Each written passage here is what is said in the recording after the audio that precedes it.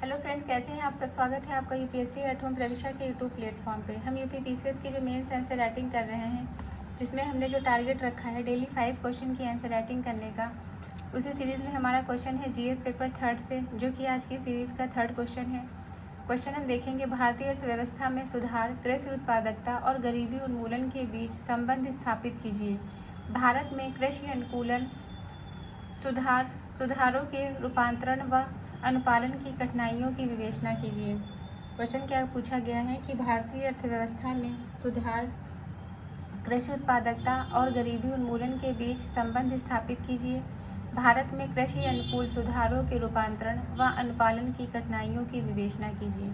तो सबसे पहले हम इसका इंट्रो देंगे। इंट्रो में क्या बताया गया है कि कृषि उत्पादकता वृद्धि ग्रामीण आय बढ़ाती है, जो कि जब कृषि का उत्पादन होगा, जितने उत्पादकता में वृद्धि होगी, उससे क्या होगा, जो ग्रामीण जो लोग हैं उनकी क्या होगी, उनकी इनकम में वृद्धि होगी, जो गरीबी उन्मूलन और आर्थिक सुधार को गति देगी, जो गरीबी को दूर करने में और आर्थिक सुधार को जो है गति प्रोवाइड करेगी। 2023-2024 में कृषि जीडीपी का 18% योगदान देती है। कृषि जो है जीडीपी में कितना परसेंट, 18% का योगदान देती है और 50% कार्यबल को रोजगार प्रोवाइड कराती है। हरित क्रांति ने 1990 से 2000 में गरीबी को 40% से 30% तक की कमी की है।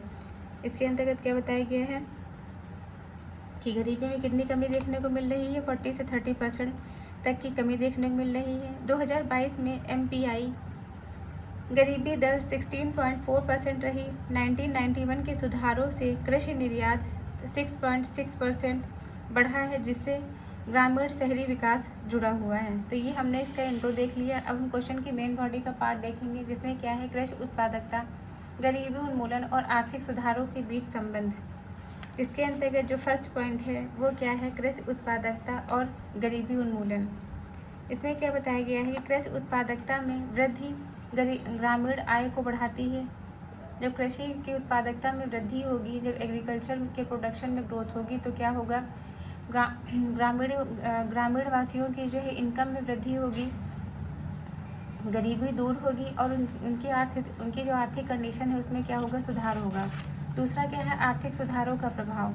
1991 के आर्थिक सुधारों ने व्यापार, उदारीकरण और निजीकरण निवेश को बढ़ावा दिया, जिससे कृषि निर्यात में 2018 से 23 के बीच 6.6% की चक्र वृद्धि वार्षिक वृद्धि दर दर्ज की गई है।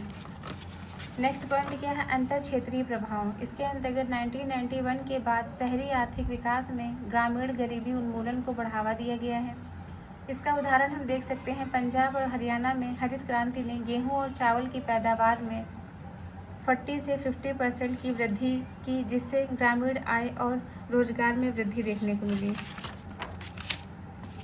फिर हम देखेंगे कृषि अनुकूल सुधारों के रूपांतरण और अनुपालन में कठिनाइयाँ।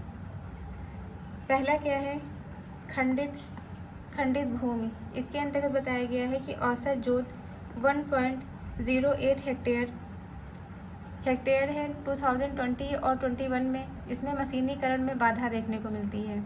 दूसरा क्या है, कमजोर बुनियादी ढांचा। इसके अंतर्गत बताया गया है कि 30 से 40% खाद की बर्बादी होती है।